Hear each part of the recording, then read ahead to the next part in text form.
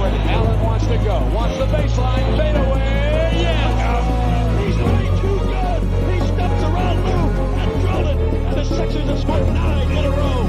7 straight points by Iverson. Looked like he was dead to win. The Sixers by 4.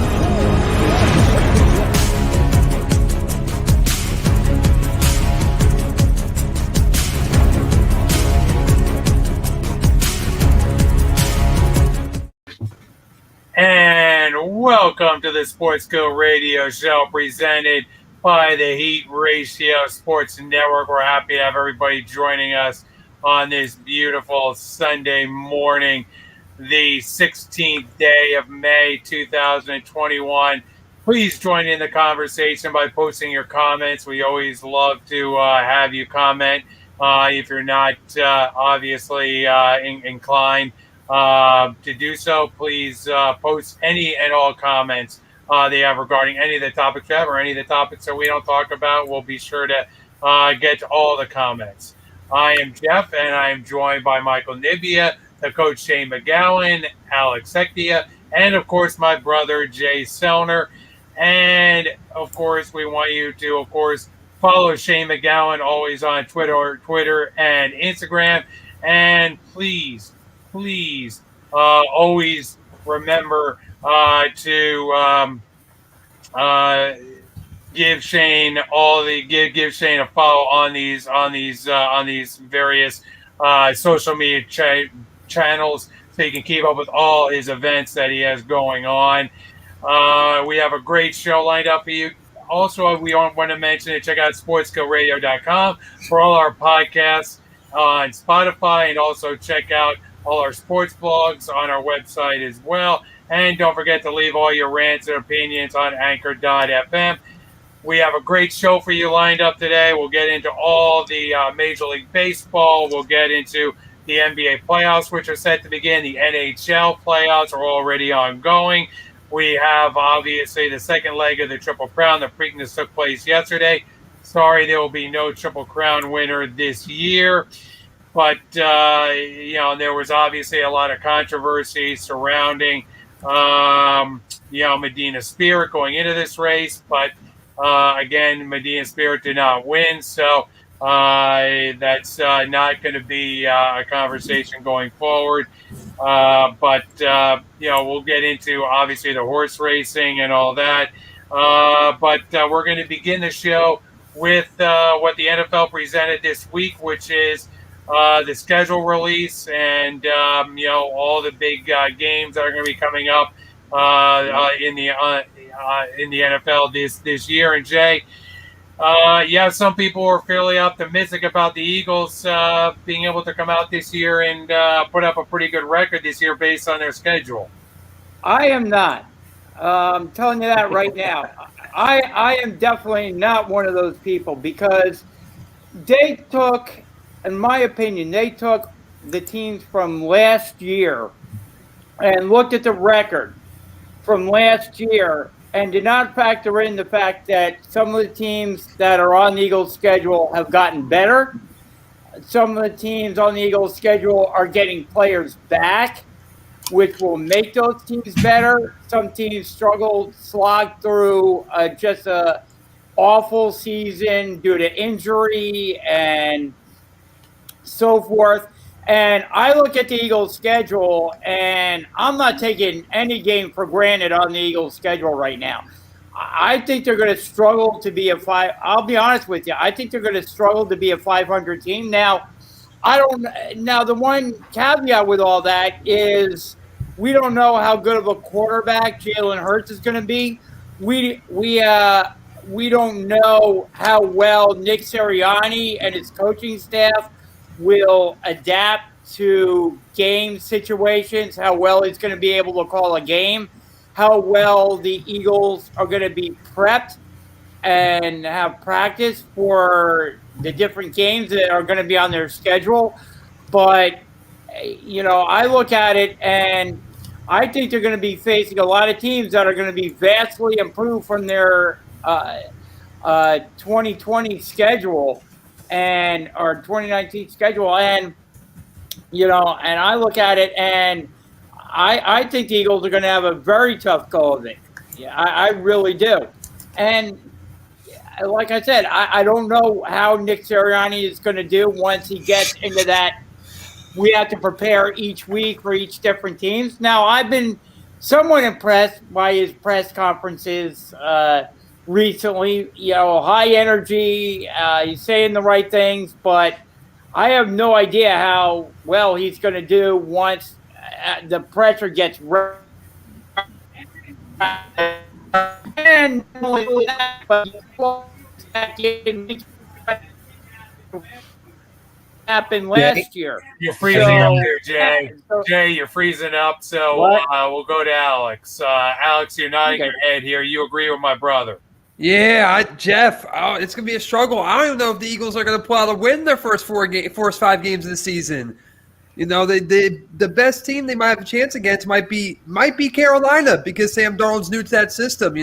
Looking at their schedule, they're going to have a very competitive schedule. It's a tough schedule. Within the first 10 games, you're going to see the Buccaneers, you're going to see the Chiefs, you're going to see the Falcons, you're going to see a division team. It's a pretty competitive division, and you got the Heisman Trophy receiver, the player everyone wanted. But the thing is, how are these players going to mesh, right? A year ago, what was the Eagles' biggest problem? Players staying healthy and not having the positional players, right? Besides the quarterback stuff, because Carson Wentz is gone, so we're going to ignore that. They got Jalen Hurts, but they never had positional players and positional help. You got one guy now. You don't know how the chemistry is yet with Jalen Hurts. You got one guy, how they're going to react on an NFL level. But it's going to be a rough year for the Eagles in general. They might just fall. I could see them being fourth in the division. I still think it's Washington football team's division. I agree. I think Washington has a great shot at the division. I'm just smiling at the Eagles' schedule because both me and Shane are on the schedule this year. The Eagles got the 49ers early, and then they head out and they play the Raiders there, and that should be a fun, entertaining game out there in Vegas there, Shane. Oh, yeah. You know what? Like I said, the schedule does not favor the Eagles. But, hey, you know what? The schedule's never favored my Raiders either for how many years and stuff. So, look, I'm not going to cry any milk over for this, guys, man. This is how it goes. But like I said, is what? They got it tough. They really do right out of the gate. And then, again, you're not playing your own division guys until the last. That's tough. Not till December is where you play in Washington, New York, back to Washington, and back to, Dallas. And then you got Dallas in there, too. Like I said, that's tough. That's your own division, and you're not seeing those guys until the last part of the year, technically. You know what I mean? In so many ways. So you're going to get beaten up throughout the season, and you're supposed to perform your best at the end of the season against your rivalries. And a lot of those games could make or break on where you're going to place. There's no question about that. So I agree with Alex. I believe that this is Washington's division to win it or lose it. And I think Washington's going to come out of the gate fired up, ready to take it and solidify and say, listen, we're not going to go through that whole, we're all tied at 2-2, whatever else. No, we want to step up and we want to be ahead of everybody else. So, like I said, I agree with that. I know Dallas is going to have something to say about it. There's no question there. They're feeling Dak is on track to get back in there. They still got Zeke. They got all this other stuff, but they don't have a defense. So, like I said, I just think that this is going to be Washington's time to sneak in there, do their thing. But I will also have to nod my head to the Giants a little bit, too, in that division. I do think the Giants have made some key things to make it work for them. I'm not saying they're going to be the greatest competitors out there and stuff like that, but I do think they are going to make some things happen that are going to shock some people. And to your point, what you said earlier, Shane, about the schedule being not so good for your Raiders, wouldn't you say they have one of the toughest schedules this year? Maybe even top 3? I think they have a hard schedule. Yeah, they always got a hard. That's the thing. It's like we don't care. They just go out there and say, look, this is what we're going to get. We know that's what we're getting, so who cares? You know what I mean? And you do your damn best to play and stuff, and that's all it comes down to. But like I said, really, you know what? I was trying to go through the schedule to see who actually has the most. I don't want to say the easiest, but the most convenient in many ways for them. You know what I mean? Which team has the most convenient schedule? And Tampa's floating around not too bad themselves and stuff. But I also think Seattle's not too bad schedule-wise, too. I think the problem with Seattle is the fact that they're going to have all those division games to rattle around in that division. That's gonna just be a war out there in the West between all these teams. Whether you're talking Arizona, whether you're talking San Francisco, whether you're talking like you said, it's going to be a tough go of it for all those teams in the Western Division because they're all going to knock each other around out there. And they're going to have to play each other. It's going to, I think, for bringing this back to the Eagles, looking at their schedule, they have a lot of division games coming up late on their schedule, which is going to be interesting as you get into December and into January. Yep. That's going to play, a very interesting part because they're going to be, bouncing around their division right there towards the end of the year. So they're going to be playing a lot of teams outside their division most of the early to mid part of the year. And the Eagles have a bye week that's very late in the season. So they're going to be going. They're going to have to go week to week here and deal with the injuries without having that bye week come up because you kind of like to have that bye week right around the middle part of the year. But the Eagles are going to have it late, so that's going to get interesting as it goes as you dive into the particulars of the Eagles season. And it's all going to be based on how, like you said, week to week, these Eagles are going to have to keep up with some of the toughest competitors outside their division because going through the season, you're not going to count on some of those divisional wins early on like you might be able to. You're going to by the time you see the Cowboys and the Washington football team and stuff, you got to have significant amount of wins under your belt. And not only that, but prove you can compete at a high level with some of these teams. Like I said, within the first 5 games, you're versing or 6 games, you're versing the Chiefs and the Buccaneers, and you're versing Mahomes, you're versing Brady before you even get to your divisional opponents. That schedule's not going to favor the Eagles at all. No. When you have a schedule that doesn't favor the Eagles, when you have a schedule that doesn't favor your team, you're up the creek without a paddle. Point blank. What do you think of the Giant schedule there, Mike? Okay, so I did a video on the Giant schedule. I broke down each and every game, whether I think they would win or lose. I think the schedule outside of the Chiefs and Buccaneers, I think that favors the Giants. I'm a little iffy on the Las Vegas Raiders game late in the season, but it's a somewhat favorable schedule for the New York Giants. I think they'll give Washington a run for their money. It'll be a close division. Yeah. I think the Giants could pull it out. Yep. What do you think? So you think the Giants can actually, compete with the Washington football team there at the top of the division? Maybe. Yes, I think the Giants will compete with Washington and might even impeach Washington from the top of the NFC East. I feel like it's hard to compare. I feel like that's hard. That's a good question to ask. I feel like it's kind of hard because last season, the only reason why it was a competitive division was because everybody was doing so bad. It was you just needed one guy to do good. Everyone just did bad, and that's why it looked like it was competitive. But I think, with the Ryan Fitzmagic, he spurts and stuff, but he's backed by a really young, talented defense. I feel like if the Giants at one point can keep up, it's going to be how long. It's almost like that watching a 4x100. The one year where Andrew Bailey ran against Usain Bolt in the anchor, he was neck and neck with him, and then by the end, Usain Bolt pulls away. It's going to be like that. You're just going to Usain Bolt. You're just going to watch the Giants slip off. But are we discounting a little bit Dak Prescott and the Dallas Cowboys a little bit? The Cowboys have no defense. They got offense. They got no defense. That secondary can get torched. Well, I think that's why they went on. They went so heavy on defense in the draft to try to account for that lack of defense that they had last season. So they went heavy there in the draft to account for that.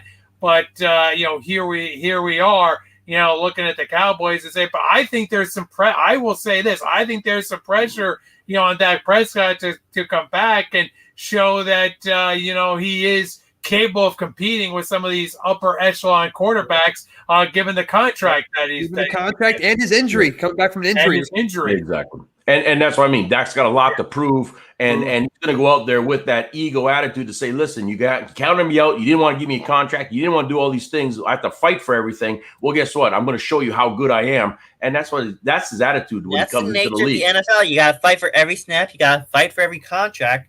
But you can still get injured, and that could be your season, NFL. and you're done. Just like Barkley did. I mean, like I said, anything can happen. You know what I mean? And that's until we get this going. Who is going to solidify us staying, first off, injured-free, which is huge, especially at the key position at quarterback, and losing your star running backs at certain times too. So like I said, there's going to be a lot of pressure put on that division, all right, considering everything that's transpired in the last few years of being the weakest in the league. Now, Washington has said, you know what, we're going to do this. And that's their attitude right now. And like I said, I understand New York's point of view. I still see Cowboys trying to make a statement because that's who the Cowboys are. They're got the Eagles like no tomorrow. But I still think Washington is that team to take that one. Yeah, I think, I still think, look, Dallas could obviously surprise some people because, they do have that tremendous offense, and there is going to be that pressure on Dak Prescott. So they could be that team lying in the weeds in this division, and something that we'll have to see, if Washington can get off to a decent start. And, oh, by the way, that's how the NFL season will open up and, pull up the curtain, is the Dallas Cowboys will get the opportunity to see Tom Brady right off the bat here. And they're screwed. I think that's going to be a very interesting test for Dak Prescott right off the jump here as we get the NFL season going. They're screwed. So, Alex, I just want your opinion there as we get, as you look at that particular game, open up this NFL season. That game really jumped out at me as far as, looking at the Dallas Cowboys and seeing what they have. And then again, seeing what Tom Brady has coming out right here at the jump. And it's almost like we said, 3 minutes ago, that secondary will get torched. You're going against one of the most high-powered offenses. You're going to see Gronk, Mike Evans, and Chris Godwin and Brady on your first go of the season. Here's my thing. The Cowboys playing Brady, even when he was on New England, now he's on Tampa Bay. You want to control the clock, and you want to keep that dude off the field. You need to keep him off the field. That's what the Dallas Cowboys are going to have to do. They're going to have to control the clock. They're going to have to get Zeke going, get him going early. Really, I believe they need to play some ground and pound on this defense. I think they have a – here's the problem. But that Buccaneers defense won't let him. No, that's what I'm saying. The Tampa Bay's defense has a very strong secondary, but what do you want to test? You want to test their secondary on the first game of the season? No. Go play old school. Bring it back old school, ground and pound. I trust Zeke. I'll trust Zeke with the ball. Let Dak Prescott ease into his way. I think they need to keep Tom Brady off the field, control the time of possession, and when it comes to defense, they got to apply the pressure to Brady. They really got to get to him. You saw it last year when Brady, for example, against the Bears, when Khalil Mack sacked him for the second time. It took 2 sacks to piss Tom Brady off. Brady looked at Khalil and said, again? They got to get those edge rushers in. They got to apply the pressure on Tom Brady. Other than that, you'll get carved up every time. And then Tom totally forgot that it was 4th down. So, like I said, that was a tough tip, right? He's like, "Damn, we're done. Game's over. What happened? I thought I had another down." So you're absolutely correct. I mean, that's going to be huge in that way. But you know what? Here's the biggest thing too: is think about this, guys. If the Eagles get off to a bad start and start losing right away, that's going to mess with them upstairs. Yeah, and the weeks are getting tougher and tougher in that beginning part. And if they don't get a victory, let's say if you're looking at the schedule, they play Atlanta, they lose. They play San Fran and they lose. They play Dallas and they happen to lose, even if it's a close one, right? Whatever. Then you got the Chiefs. Then you're hoping you win against Carolina. Great. But then you're playing Tampa. Then you got the Vegas and Detroit. Like I said, it's going to be a tough – you're almost going to think like you're the Detroit Lions. I mean, that's how Detroit Lions used to feel all the time, So like I said, they got to get victories in there fast somehow. But like I said, it's going to be tough. It's going to be tough for them. That's all I got to say about that one. I have a question for you because that was a good point. It will mess with them upstairs. How much of it do you think will bother Jalen Hurts that he didn't have proper mentorship being his first year as a rookie under Carson Wentz and their problems? You jump into this season, with a team you have to build chemistry with, and it's going to be a hard schedule if they start losing. And that's the problem right there, right? You just said it, mentorship. You're allowing this young guy to go out there, and as much as talent as he has, he doesn't have the NFL experience. He doesn't have the speed of the game in there yet inside of him, and he's going to force things, and he's going to want things to happen right away. So now it's going to come to this. What patience does he have, which is going to be huge because he's going to need more patience because he's going to be scrambling right off the hop in many ways. Second of all, he's going to start questioning his own judgments on certain things, and that's what he can't do. He can't say, "Oh, I shouldn't have done this. I shouldn't have done it." You know what? You got to look back at it and say it was the right play, but the guy wasn't in the right position. So it's not so much always on me. There's certain aspects out there that have to happen too, and that's what I'm saying. Is, and you brought this up, is these guys, especially Hurts, being young and still getting the knowledge in. You know what I mean? From the offense, from the things like this, and trying to make things happen. But if he can't and he has to force it, that's where he's going to wind up being, you know what? You got to ease back. We got to bring you back, and you got to watch from the sidelines a little bit to see what's going on. That's what you don't want to happen, though. You don't want that to happen. But I'm afraid that if they, like I said, they've already forced him out there. They're saying, "You're the guy. Go." Except you make bad mistakes. It's gonna wind up really hurting him in so many ways. And that's the sad part about this. So how much he's doing right now is going to be very key on getting on the right page, the right track with everything. But his own line is going to have a huge task in front of them to keep him upright, to feel good and confident. Because like I said, when those wins don't come, it's going to shoot him down an awful lot. Yep. And how much pressure, Shane, going to that effect, how much pressure does that put on Sirianni as the head coach to continue to put his quarterback in a good position to have the kind of success that he wants to have, and keep those bad thoughts out of his mind? Because he's going to have those games where he's going to struggle. I mean, you can see it coming right now, or you can see the games on the schedule where he's going to have those games where he's just not going to figure things out. He's going to throw some picks. He's going to have those so he's got to have. So the coach obviously has to really continue to implant in him that positive attitude going forward, and just forget about those mistakes and to keep him going there. Hey, he's going to earn his paycheck this year. I'll tell you that much. You know what I mean? Because not only are you worrying about that aspects of Jalen Hurts, but you also got to worry about your defense giving up too much too. So, you know what I mean? You're the defensive specialist, and you're going to give up probably extra amount of points that you're going to look back and say, no, we can't have this happening too. So you've got that stress is happening as well. Like I said, he's going to earn his paycheck this year. But in retrospect, he's got to keep everything. He's got to keep that team disciplined too. That's another big factor that you're forgetting about too, is that if that team starts taking bad holds, bad penalties to keep Jalen upright and everything like that, you're setting yourself back. That team needs to be a lot more disciplined and focused in that way. But I also think though too, and I'm just kind of wondering about this one, are they going to play the more dump and dive type of game? Are they going to look at saying, let's just get 3 or 5 and move it, 3 or 6 and keep moving the chains? Are they going to try to say, nope, he can sit back there and zing it down for 12 yards, 15, 18, 22 yards, stuff like this?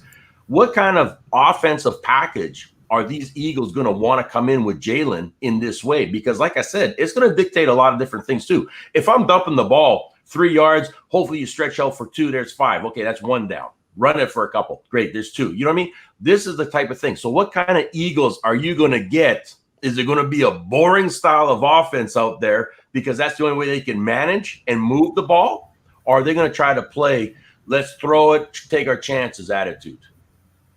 And speaking of that, Alex, we got obviously a huge game that's going to be coming up in New England. You've got people that are paying, thousands of dollars to attend Brady's homecoming, if you will, as Tampa Bay will travel to New England in first week in October, which should be a very interesting affair up there in New England. I'm sure Belichick will be waiting eagerly to see Tom Brady come back, and that should have that's going to have just all the hype you could want really going into that game, Alex. I mean, throw whatever you want out there. This is going to be a huge game on the schedule for the NFL. Yeah, Darth Vader versus Darth Sidious. Yeah. Remember in Star Wars when Darth Vader took Emperor Palpatine and he threw him over the rafters and then fall to his death? It's going to be Brady coming back to New England. I think it's going to be, besides any playoff or Super Bowl, I think that's going to be the most anticipated game all season, just in general, because this guy's spent 20 years, won 6 rings with these guys. There was always the question, is it Belichick or is it Brady more the mastermind? Then you have the argument that Brady was built around in Tampa Bay, which made it easier, but he's going to come back. There's going to be egos involved. Brady's going to want to make a statement. Belichick's going to want to make a statement. And let's not forget Cam Newton, the guy who filled Tom Brady's shoes. He's going to go up against this guy and be like, oh, this is my biggest statement to make. I was once going to fill your shoes. Now I need to beat you. Well, that brings up a very good question. You think that Cam Newton will still be the quarterback? And I think he will. I think the Patriots have no choice but to keep Cam Newton in all year. The reason why I say that, I'm not a big fan of starting the rookies in their first year, even if the team's doing bad. I would let the rookies sit out the whole year and start next year. That's just my opinion always. But the way I look, I think if I'm not wrong, I'll have to look this up. I think Cam Newton's also undefeated against Tom Brady. I think only played twice when Cam Newton was in Carolina. I think I'm actually going to look that up real quick. I think. Yeah, they only played twice. Well, Carolina. And then there was a controversial call where in the end zone where Brady threw it to Gronk and there was a pass interference missed call. Brady ran down those refs. He was pissed, but the Panthers won. Oh, there's a lot. I believe this week too they had Tom Brady's dad on air talking about this, saying, "Oh yeah, we got the tickets for this game. We're set. We're ready for it." So they're going to be in the box. They're going to be there. Exactly. It's going to be amazing. That's for damn sure. Yeah. And the other thing is, Jay, you're cutting in and out again. Yeah, you're cutting in and out, Jay. Yeah, you're cutting in and out. But, well, a little bit better, yes. Okay, well, Tom Brady is going for a win against all the NFL teams in that game. So he's going to be extra motivated to get that win, and the players around him and the coaching staff will be motivated to get him a win in that game too, because he will join a select group of quarterbacks that have beaten all the other NFL teams if he gets a win in that game. So there's going to be something on the line for Tom Brady as well in beating Bill Belichick and the New England Patriots. Yeah, he would have. If he beats the Patriots, doesn't he win against every team in the NFL? Yep, that's what I just said. Yep. Yeah, that's crazy. That's probably why ticket prices are so sky high. But I just believe that Belichick is just circling this game on the calendar, and he's going to have something special, online for Brady. Because if there's anybody who knows Tom Brady, now the question, and Belichick always tends to put a defense on the field, so we'll have to see how Belichick really approaches. And that's going to be the game within the game, and the chess match going forward is how does Belichick attack Tom Brady in the game. I think that's going to be very interesting because if there's anybody who knows, Tom Brady, it's Bill Belichick, and it's going to be interesting to see how Belichick actually, goes about. Does he blitz Tom Brady? Does he try to, get at Tom Brady? Or does he try to, put a lot of guys into coverage and stifle guys like Gronk and so forth?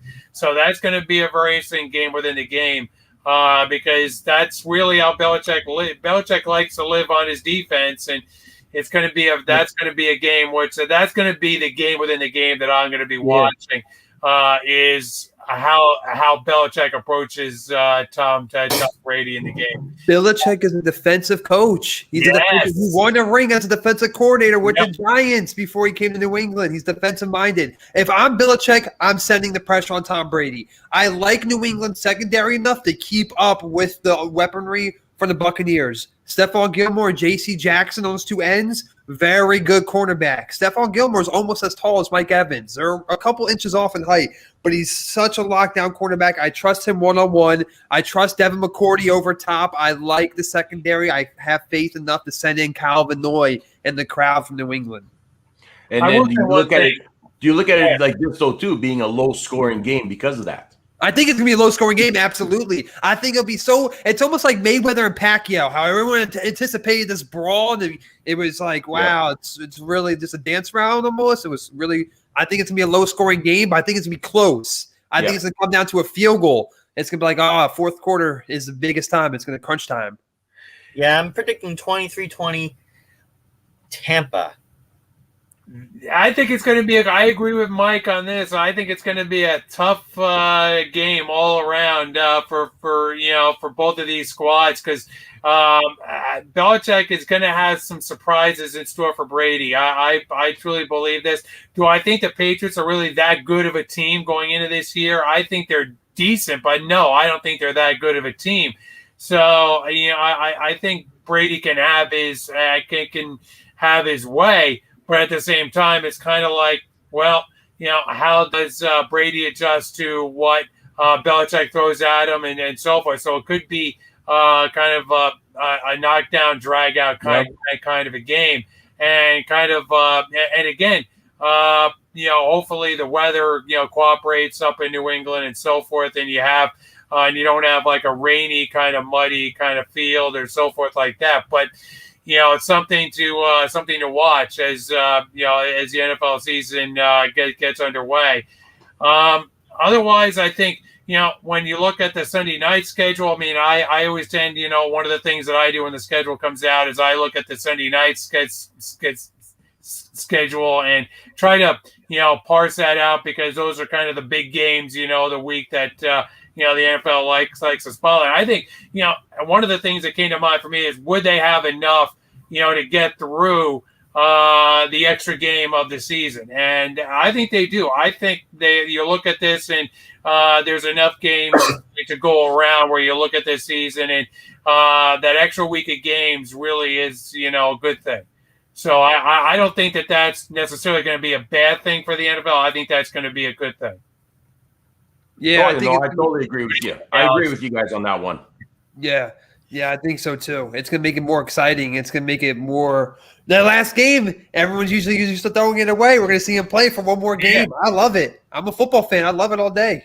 I can't disagree. I think it's going to be a great. It's a good thing for the NFL to have this extra week, and hopefully. Because it's better than, like I said, it's much better than having that extra preseason game. To be honest with you, I'm happy they're ditching that and adding the extra week. I think that's going to be good, and the Sunday night games are good as well. So I think all around the NFL schedule does kind of give each and everybody. I mean, one of the things I like about the schedule release show is the fact that you get to see all three of the big guys.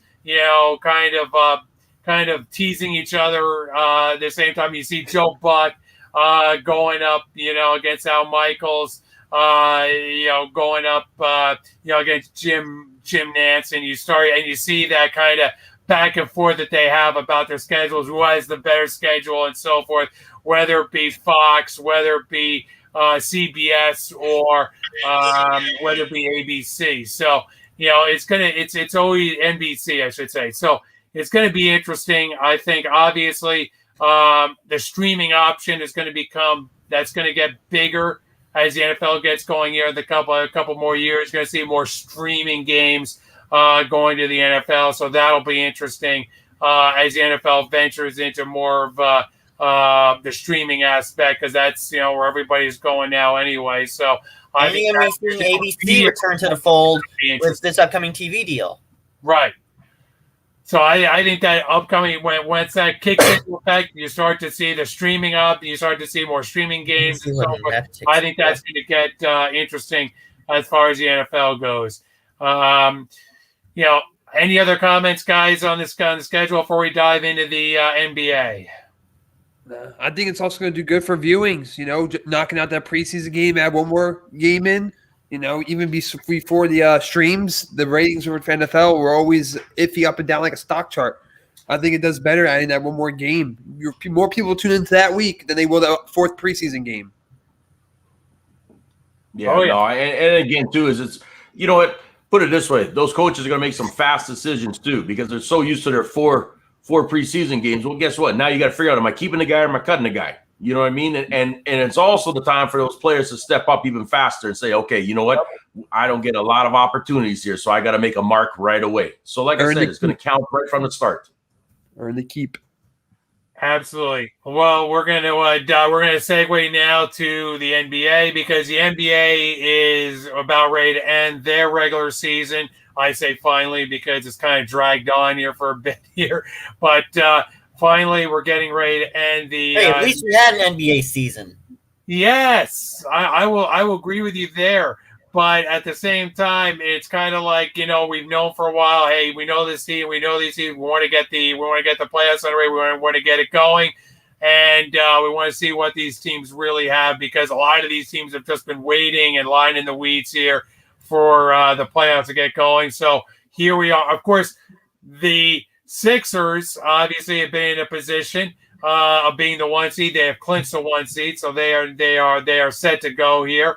As far as they're concerned. So now the truth of the matter is we look at the playoff scenario, and the Knicks are going hard here to try to get the 4th seed, which kind of, as we said last week, makes things kind of interesting in the second round for the Sixers, because they might end up playing the Knicks, and the Knicks are not going to be a pushover in any respect whatsoever.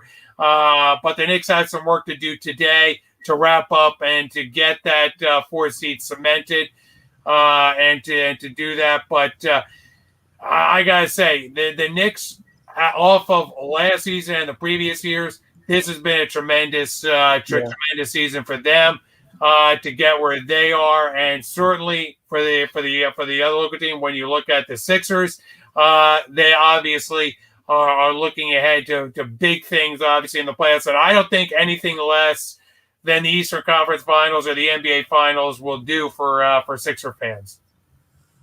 And I'll throw that at the coach. Yeah, well, hey, we've talked about this from the start, right? The fans in Philly want that conference title. They want it, and they don't, end of story, right? You brought in the players, you brought in the coach, you brought in everybody that you needed to get you there. Now they have the number 1 seed. So what's stopping them? Well, you got teams like you said, the Knicks that could be a pain in the butt for them. You know what I mean? And again, too, hopefully they come in to this conference, to the playoffs, not really injured up, banged up too much. I know there's a lot of guys that have been resting, sore this, sore that, a few things. Your biggest factor is just keeping Embiid healthy. I mean, that's your bread and butter. You got to keep that guy healthy. I think this is where you're going to see exactly how good of a coach is Doc Rivers when it comes to time management in working with these guys too. You know what I mean? Because like I said, you got to get Simmons firing on all cylinders. You got to get Harris firing on all cylinders, but you got to keep Embiid still time in certain ways, not overdoing it, especially when you're trying to make a run for certain things. And like I said, the Knicks today, they're playing against a beat-up Boston team anyways, who's not even playing half the guys. So the Knicks are taking and saying, no, we got the number 4. We're going to be good. Because guess what? We know there are going to be upsets in these playoffs. We know somebody's going to be bounced, whether it be in the East or the West, that you didn't see that coming. And that's just how it is. It's always like that from college basketball to the pros. So like I said, it's going to be interesting. Knicks are hoping to be that team, I think, to say, guess what? We're gonna make a little run in here. We're gonna cause some problems, and we're gonna do our very best. But I do think that it's gonna come down to discipline in many, many ways too. I think these guys got to be disciplined a lot better. Ball control is going to be huge. You know what I mean, for the Sixers in so many ways, possession wise, everything like this. But like I said, as fans out there, they're saying, in it to win it, and we ain't taking anything less than that conference championship. Mm-hmm. And if you look at, and I'll throw this to Alex, if you look at the Sixers, I think the big question for teams that go up against Sixers is how are you going to defend Joel Embiid? I think that's going to be the big question for teams, because obviously Joel Embiid can be a big force there, and he's going to want to take over games. So that's going to be interesting as to how teams approach defending Joel Embiid. Apply the pressure. Listen, whenever it comes to like certain things like this, especially when you got a guy like Embiid who's having like a MVP season, I'm huge on. You might call it dirty, you might call it what it is, but apply the pressure. You got to get in his face. You got to get it. You're playing rough with these guys. Get in his mind, maybe. Say little things in his ear. Get some chatter going. Throw him off his game mentally. Apply the pressure on Joel Embiid. That's what I want to see. That's what I would do. Or also I would force people to do. I ain't going to say push him and foul him and all that stuff and go wild. But I'm saying, chat in his ear a little bit, get into his mental space, really apply the pressure. When you have a guy like this entering the playoffs and he does it healthy, he can explode because we've seen it time and time again. Apply the pressure on this guy. And what do you know think? what? I'm going to piggyback. I want to piggyback off of that real quick, and also say I think you also need to frustrate Simmons. I think that as soon as you frustrate Simmons, he's going to make bad passes, bad shots as well, but he's going to force things, and that is going to frustrate also MB in many ways too, because now he's got to do extra duty because this guy isn't playing as well too. So I think if you can frustrate Simmons, it might make a big deal as well. And I think that, playing to your point, Shane, that's going to be a big question, because I think the key really is not so much Joel Embiid as much as it is Ben Simmons, because Ben Simmons, obviously, Defensive Player of the Year. You're looking at a guy who has played so well defensively and has done such a good job throughout the year. Now you're trying – but also I think a key to the Sixers' success, or that they're up, is the bench. You know, the bench has got to come up here and give that team some support. Give those frontline players some support here going through the playoffs. Maybe not necessarily in the first round, but definitely as they progress through the playoffs. That bench is going to become a storyline as they go through, because that bench is going to have to step up and give that and give these guys some minutes here. Especially, you know, if B gets a little banged up or Simmons gets a little banged up or so forth. These guys, you know, have to be able to step up here and give these guys and give the Sixers some minutes. Yeah. Well, yeah. I mean, everybody understands you got to come. You're going to have to get a little rest. You know what I mean? Yeah. And stuff. It's the guys, like you said, coming off the bench. But again, too, is are they going to be able to, you know, play smart, or are they going to get ejected like a guy like Bradley and them? I mean, like you got to play smart now, right? This isn't about being over aggressive and things like that. You're basically just giving the guys a few minute rest, so that they can get back in and finish off the game for you, do your job. But like I said, sometimes these guys get over anxious. And when you think about that team too, if they get past the first round, right, in a relatively good, easy fashion, and they start moving to the second and so on, how many of them actually have playoff experience that are going to help them further down the road too? You know what I mean? That's going to be key. That's going to be key to understanding this game, of not getting too amped up, because it's not just another game in some ways. This is like huge in so many ways for these guys and stuff like that. And that's where I think you're going to start seeing some of this pressure on some of these guys, especially coming off the bench, making mistakes that they probably would have never made during the season, but are making them now. Yeah, absolutely. Go ahead, Alex. Yeah, that was a great point. That was one thing I want to target, is how much playoff experience does this bench have to really back these guys up? Because you would want to say, where these bench players come in playoff time, you want to see this bench play like the Miami Heat did back when LeBron James was on the team, or Mario Chalmers and stuff would come off the bench. You want to see that type of bench action. But to Shane's point, he already covered it. How much experience do they have? And I mean, the only guy that's got a ring is Danny Green, right? Right. Yeah. And that's going to play. I think that's going to play a factor. Is, you know, how much experience, you know, some of these players have in the playoffs. A lot of these guys, you know, Ben Simmons, certainly you look at Joel Embiid, have not had success in the playoffs. So they've got to step up here, and they've got to be ready to go, because you know, they're going to face some competition, I think, early on in these playoffs. It's not going to be, you know, a cakewalk by any means going through the Eastern Conference and trying to get to the NBA Finals, especially when you talk about, like we said, the Knicks. And I think Thibodeau has done just a tremendous job with the Knicks. I mean, he has really, really performed very well as the head coach there up in New York. He is. I cannot be more impressed with how he's managed that team to get that team into the position it's in. If they clinch 4th seed, the Knicks obviously just, you know, are going to be that pain in the butt kind of a team that is going to be a tough out in these in the Eastern Conference playoffs.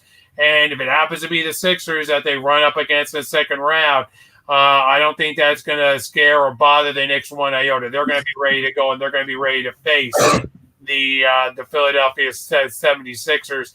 And I look forward to that. It's kind of a Philly, New York kind of thing getting together here. And again, even with that, then the Sixers, even if they get by the Knicks, they might have the Nets waiting in the wings there in the Eastern Conference Finals. and that's going to be a whole war into and of itself there. When you look at the big three there, we saw that last night. They finally got to play together. They shook off some rust. They were able to win last night. So the big three up there in Brooklyn seem like, okay, we're ready to go. Let's get this thing underway, and let's go for the championship, because that's why these three were put together to do it. Yeah. Well, when you think about it too, James Harden comes back after what, 6 weeks off, right?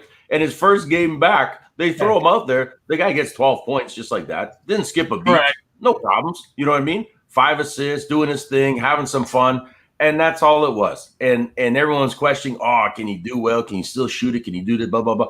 No, the guy can still play. And that's what the problem is now everyone's going, well, they've been injured. They haven't played together. They haven't done this. Yeah, but they don't skip a beat. They're professionals. They know what they're doing. And this is a tough team that you got to get through as well. And like I said, don't count them out. Yeah, Sixers, you're in the number 1 spot, but don't count the Nets out. That's the thing, and it's going to get very interesting as the playoffs get underway, and we solidify all the playoff matchups. It's going to be an interesting path here for the Sixers.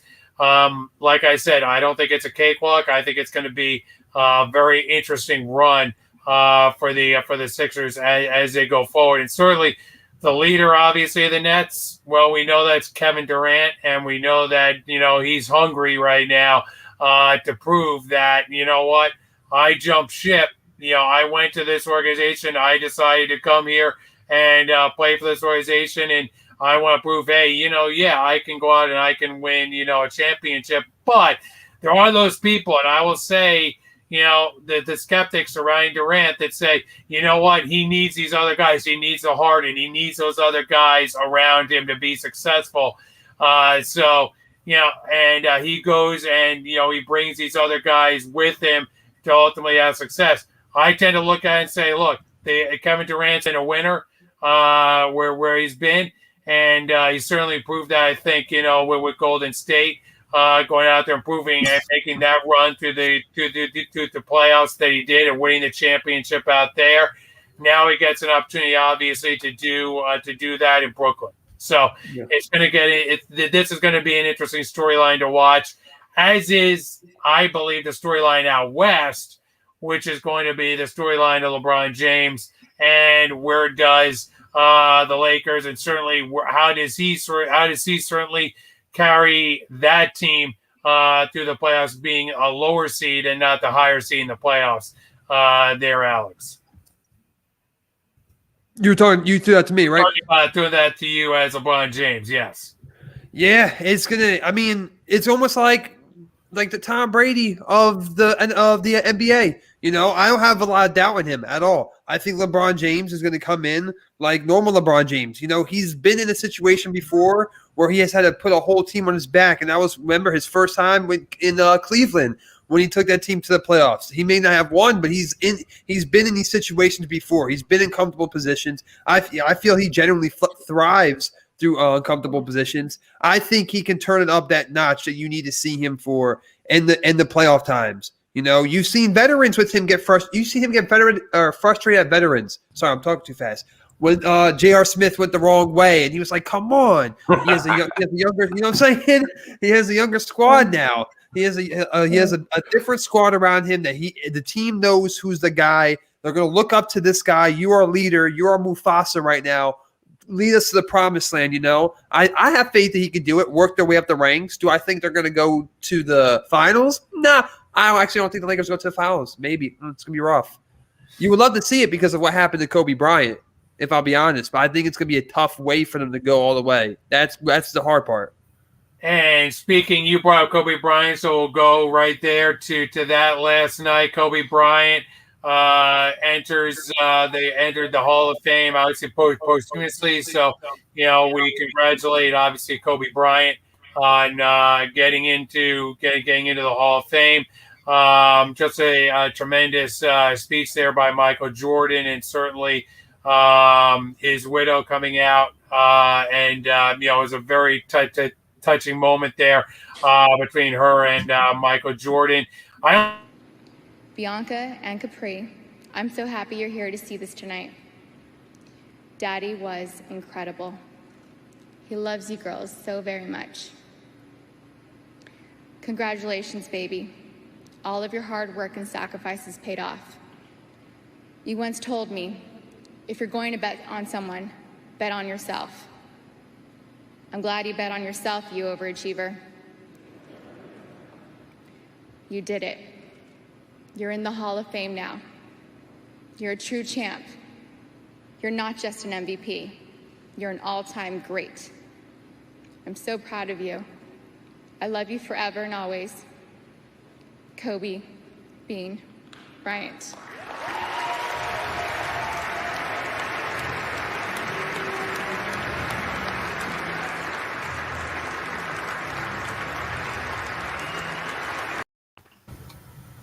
Yeah, a very, very touch moment there with Vanessa Bryant.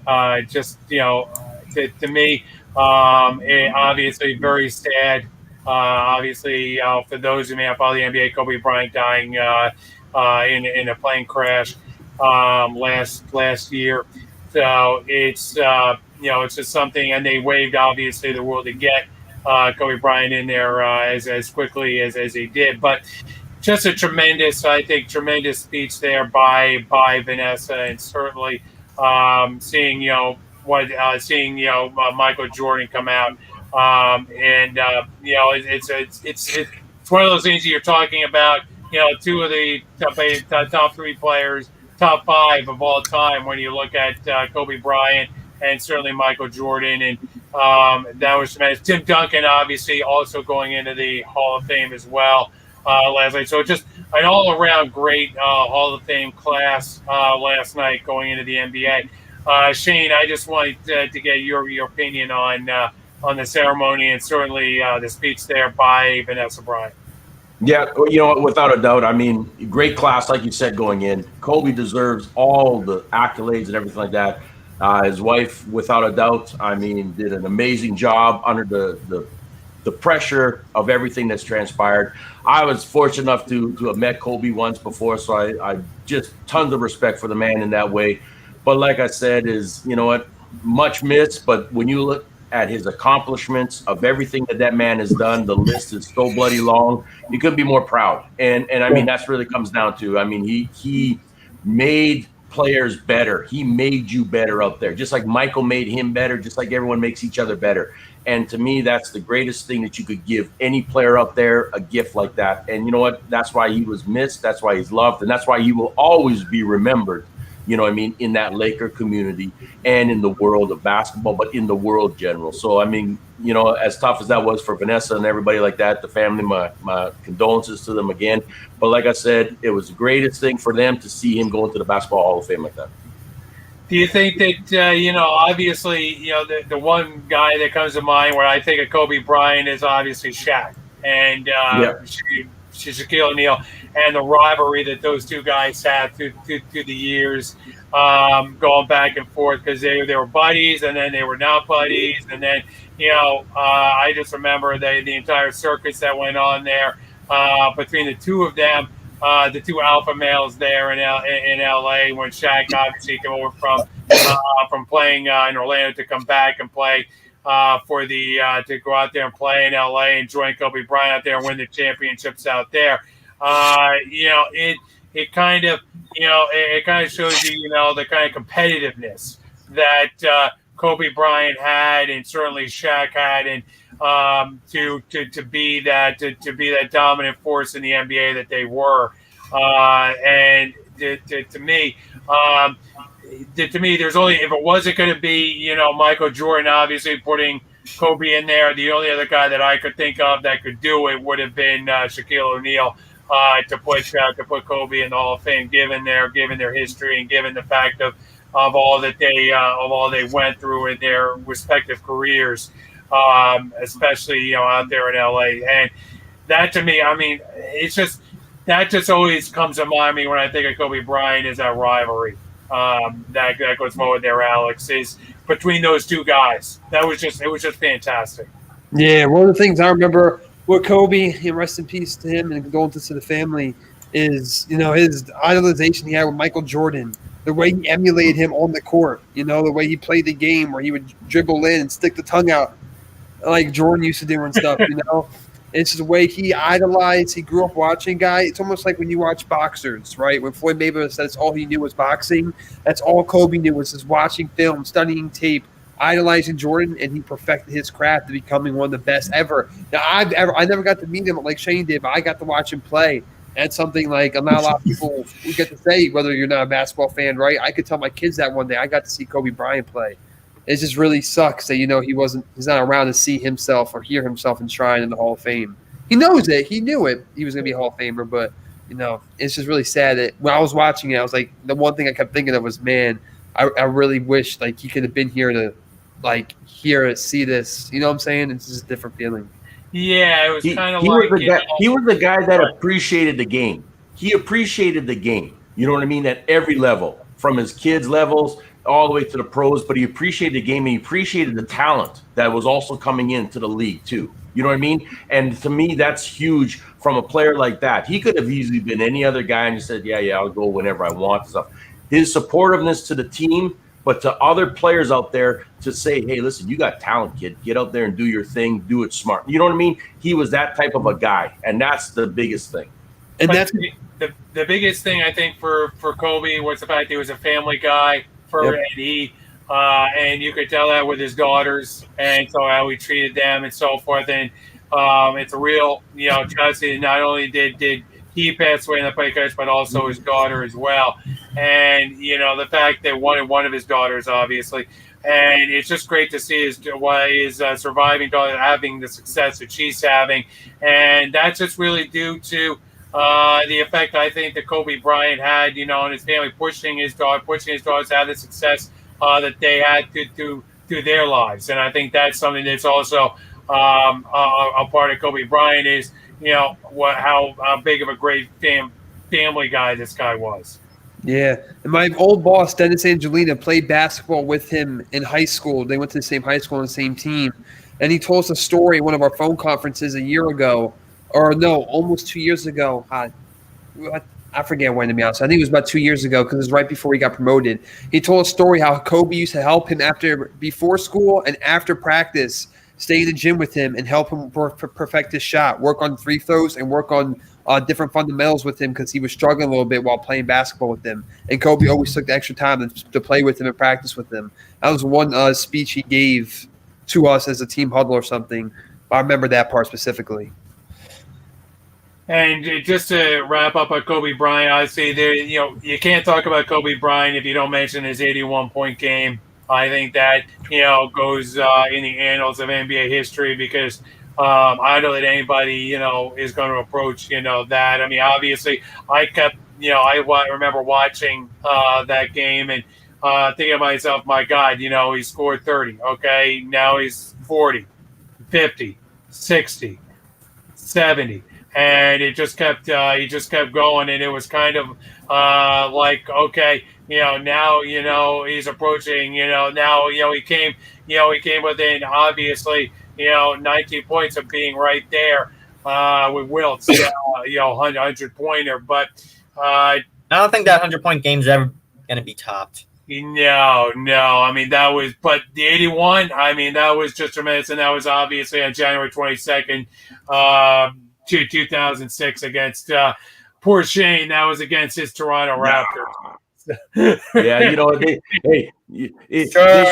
honestly, they should just let him go. They should just let him go, man. They should have let Kobe go and say, you know what, get the 100, go for it. I mean, that was. I would let Kobe go and say, go get 101. Yeah, go get 100. I agree with Michael. Go get 100. I mean, why not? But they were not. I mean, if you watch that game, Toronto wasn't defending him at all. They were backing off on him. And I kept thinking to myself, is Toronto ever going to change their defense and double team him or try these kind of things? They couldn't stop him, Shane. The Raptors, they couldn't. But the Raptors had a decent chance at 101 that night. Yes. I would have said everybody took was going in. That's how good he was. I just wonder, Shane, do you think that was a win that they did stop him from scoring 100 in the game? In all honesty, it was when they went back in that locker room. They said, "Well, he didn't get 101 on us." You know what I That's mean? right. So, like I Although said, he should have. it's one of those things. But it's a record that still holds in many ways against the Raptors. Of 81 points being scored on you by one guy. But like I said, of all guys, I'm glad it was him. Absolutely. And so we look ahead, obviously, to the NBA playoffs. Guys, it's time to make some picks for the NBA playoffs. Just to give us some picks here as we go through. We'll go around the horn here. Just give us, your Eastern Conference champion, your Western Conference champion, and then your NBA Finals champion. I'll start off here, and then I'll throw it down. Wait, Go ahead. sorry to cut you off. Yep.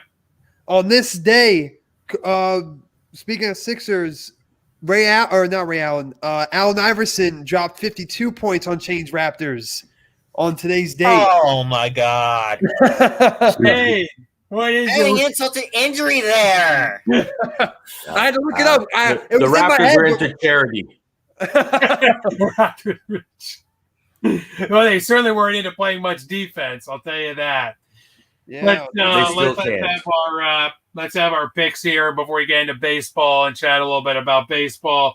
I'll go first here. First of all, my Eastern Conference champion for this year is going to be the Brooklyn Nets. I think the Nets obviously come out and they win the East. The West, it's going to be, a real dogfight. I'm trying to, I've tried to look at the West. I've tried to, see what team really comes out. I think Phoenix is a decent team. I've tried to kick the tires on Phoenix. But just, I like Denver. I'm gonna go with an upset. I'm gonna say, Denver comes out of the West. For some reason, I'm going to say I'm going to go with Denver, and the Nets. Brooklyn cuts down the Nets in the NBA Finals. But I'm just going to say I'm going to go wild here in the West, and I'm just going to say Denver comes out of the West. Denver? Okay. No. I'll throw it to Mike Nibian. Mike, your picks. Obviously, I'm going to go with the Brooklyn Nets out of the East. They haven't won the Eastern Conference since 2003 when they were soundly dispatched by the Spurs in 6 games.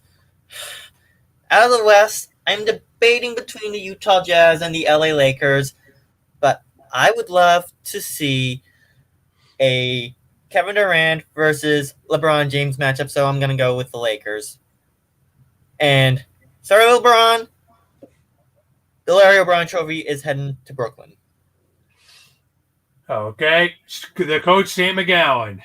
Yeah, you know what? I'm taking the Nets. There's no question there. And I had a coin toss actually between the Clippers and the Nuggets. That's what I. So I had a coin toss between there. So I'm going to take the Clippers. I'm going to take my LA team. I'm going to take a Clippers and stuff. But I did have a coin toss when it came to Denver because I do think you're on something there, Jeff. I like the Clippers. I think the Clippers can be a team out there, but it's going to be like I said. I think the West is just going to bang around. You're going to have a lot of teams just bang around there and a couple of upsets out there in the West. It's going to be kind of crazy out there. Alex, your picks. Yeah, I wanted to be the first one to say Clippers. Oh, so close. No, yeah, I like the Clippers. I like the Clippers in the West. I'm going to go against everybody here. I'm going to put faith in the hometown team. I'm going to go with the Sixers. I'm going to go to here's the thing I really want to Yeah, absolutely. I'm going to go underdog here. And here's a funny I'm not going to go out and say this far, but it would be funny if this happened. If the Sixers reface Kawhi in the champion in the finals, that'd be wild. But no, I like the Clippers because we all saw what happened last year when Kawhi hit the shot. So that's why I really like. I want to see the Clippers. When that I want to see the Clippers go. I'm gonna take the Sixers. Everyone's saying Nets. Let's go. Let's bring the hometown in here. Sixers. I think I know where Jay's going, but Jay, your picks. Jeff, I love picks in this one. I really do. I'm going to go along with Alex. I love Alex's picks in this one. Number one, but I do disagree with Alex because I don't see how the number one seed in the Eastern Conference can possibly be an underdog. So that's where I disagree with Alex a Well, I'm little saying bit. underdog on the show. So far, the Nets are all Okay. picked across the board. Okay. Okay, I got you. Yeah, I mean, I think you look at the Sixers' home record, and it is tremendous. That's one of the reasons why the Sixers had to go out and get that number one seed, which they have secured. So now as of right now, the Eastern Conference playoffs runs through Philadelphia. So any seventh game is going to be played in the Wells Fargo Center. That's going to be key. Another key is with picking Brooklyn, I have no idea how many games they're going to get out of the Brooklyn's top three. There it is. I just don't. They haven't played together. One of the guys is loopy, so you don't know when he's going to take a vacation. The other two are hurt. So, I mean, they're hurt. All three are healthy and ready to go right now, Jay. well, we'll see how long that holds out. Because you got Harden's ankle or whatever, and Jay, you are not one to speak when you look at your injury history with the Sixers. So people, Homer alert. Yeah. No, I'm just Hey, yeah. This is total Homer alert. remember last week when we argued the new center that the Eagles drafted and their injury rate and how healthy he could be? It's the same conversation we're having with the Nets. Yep, exactly. And so and I don't know how well the three are going to gel together. So I have questions about the Nets. So I think the Sixers are going to get through the Eastern Conference in the NBA. And like Alex said, I like the LA Clippers to come out of the Western Conference.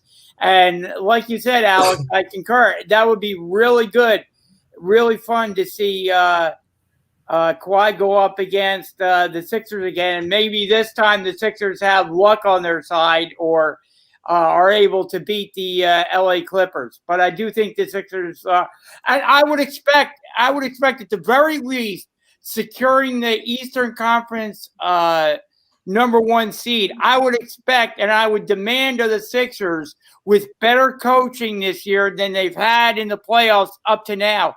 I would expect the Sixers to, at the very least, get to the Eastern Conference Finals. At the very least. That's the bar that has to be set this season for the Sixers. No first round, second round exit. You have to get to the Eastern Conference Finals. You got your big two guys healthy, Embiid and Simmons. You've got some perimeter shooting with Curry. So I would I would put the bar at the Eastern Conference Finals. Anything less than that, and it would be a huge disappointment for the Philadelphia 76ers. I don't think the Sixers are going to have the MVP. Finals, but they're going to run into Mike.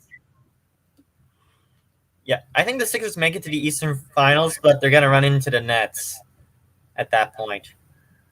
Yeah, and I think that's going to be a very interesting series. I don't think there's any question about that. I think it's going to come down to how well, and like I said in my prior point is, how well does the bench come out and play for the Sixers? How healthy are, like to Jay's point, how healthy are the big three for the Nets? But how healthy is Joel Embiid, Ben Simmons? These are all questions that are going to have to be answered as we go through the playoffs, and to see it, because the playoffs are a marathon sprint. So you've got to get through these early rounds, and certainly Brooklyn will be. I think both these teams are looking. If you look at it and you say to yourself, "Gee, who do you really want to play?" I think the Nets certainly would like to play Philadelphia, and certainly I think Philadelphia would love to have the opportunity to play in the big three to upend them, and because it's going to be interesting to see.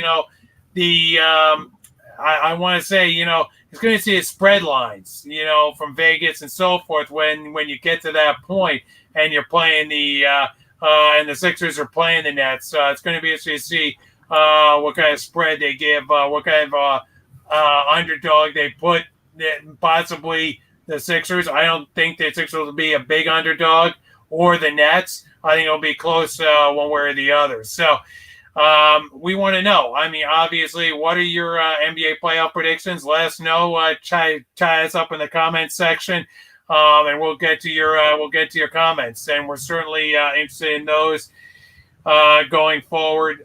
We'll touch on a little bit of Major League Baseball, simply because look, it's been an interesting road as far as baseball goes, as far as the Phillies go. And, and before we get to the Phillies, something came out from the Yankees. Another member of their support staff tested positive for COVID. Interesting. So the Yankees' COVID issues continue. Yeah, that's interesting. And of course they can always beat Baltimore. So, they found a team they can beat up. Don't bring them up. I'm surprised they're doing this. I'm surprised the Orioles are doing this well. Yeah, exactly. Again, but it always seems like when the Orioles go up against, the Yankees, it's just, the Yankees just seem to have their way with Baltimore, just as Tampa seems to have their way with the Yankees. So it's just, that's just an interesting division. And speaking of that division, you have the Toronto Blue Jays hosting the Philadelphia Phillies this weekend in Dunedin. This is the last series Toronto will play in Dunedin as they go and they venture back north to Buffalo. Hopefully, maybe before the end of the summer, they'll be able to get farther north and go into Toronto, but that remains to be seen. But as it stands now, this will be the last home series that they have to play in Florida, so they'll be able to go north here to Buffalo. But for this weekend series, obviously the Phillies have won a game, Toronto's won a game. But to me, the big story, and one of the big stories, and there are a couple with the Phillies that I dive into, is Aaron Nola. And, I've dived into a couple of his stats, and his road ERA versus his home ERA, as far as winning on the road versus winning at home. He's definitely been a better pitcher winning at home versus winning on the road. I just don't think he can be that big of an ace if you can't win on the road, versus winning at home. So you've got to win some of these road games, and we haven't seen Aaron Nola step up and be that guy, be that ace to win on the road, and that hurts the Phillies because they're basically a 500 team right now. They're winning a lot of games at home, but then they're not exactly been a very good road team. So I put this question to the coaches: mentally, how do you get a team, if you're Joe Girardi, to play better on the road versus playing better at home? Well, one thing I'm going to ask though is he hurt somehow? Is something bugging him? You know what I mean? That's throwing him off as well too. Like, is there something that's bugging him in that aspect there too? So you're going to look first at mechanics, right? Is there something bugging you? Next, you got to kind of say, look, great, you're a good home, but you're right. We got to win on the road, and we need to win big time here. Now you got to get everybody to step up as well too. And I think that's another key factor is understanding, it's no different than, say, in hockey or any other sport like that, is when you're playing on the road, you know what I mean? Your goaltender is playing not bad, but you need that defense in front of you to step up, take the block shots, do something else. I think in this case, too, the Phillies need to do that with their guys on the road a little bit more, too. They need a little bit more hitting. They need a little bit more from everybody to make things happen. And I think once you get that flow and understand that, they have that mentality then to say, okay, you know what? We know what we need to do. We know what's going on and stuff. They feel better about it. They're more confident in what they got to do as their job. But like I said, right now, though, you got to look at yourself and say, look at this. There's something lingering that's bugging me, the mechanics, whatever it is, and let's get this fixed before we get too far down. Because like you said, you're only half a game back as it stands right now in some ways, but you should be up there a little bit more because your job relies on this. You have a responsibility on that road to do something. So, yeah, it's great to be up, but you got to be that guy that can also do things on the road too. And Michael Nibia, we talk about teams playing, we have the Phillies playing Toronto. Well, the Mets are playing Tampa. And, Tampa had their way yesterday with the Mets, obviously snapping their 7-game winning streak. that they were on. Very impressive streak there for for any team coming up this season. It seems like every team around baseball is sort of battling around 500. But here are the New York Mets right now. You know, they're in whatever position you want to say right now in the East, because the East is what it is right now. Atlanta hasn't really gotten going. Certainly Washington hasn't gotten Strasburg healthy yet, and certainly Miami as well. Miami. So here are the New York Mets. They're sitting right there in first place. What are your thoughts right here this week as you take the temperature of the New York Mets? They just haven't been playing up to snuff as far as their bullpen is concerned. Every time they get a lead, the bullpen blows it. And yesterday, it was a bullpen game.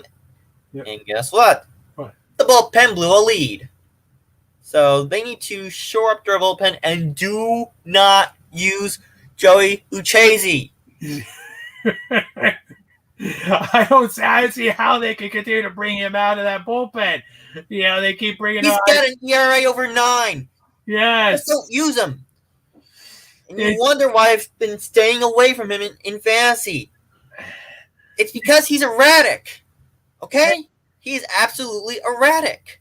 But then if you don't go to him, who would you like to see them go to rather than go to him when you look at that bullpen? Because I think a lot of that Met bullpen has been sort of spotty, hit or miss. They've been spotty, yes, aside from Castro, who's been very consistent, and Familia, who's been trying to get back into the 2015 form. He's not there yet, but he's getting there. And Edwin Diaz, who seems to have figured it out since he has worked with DeGrom and Syndergaard. So the question I have is, how much confidence do you have right now in him at this point? As a close, do you have confidence in him when he comes out of that bullpen that he's going to nail the save? That he's going to nail it down. Well, he does not scare me as much as, say, Giselman scares me, or Familia used to scare me. But Lucchesi, oh my God! Nice. That imbecile scares me the most.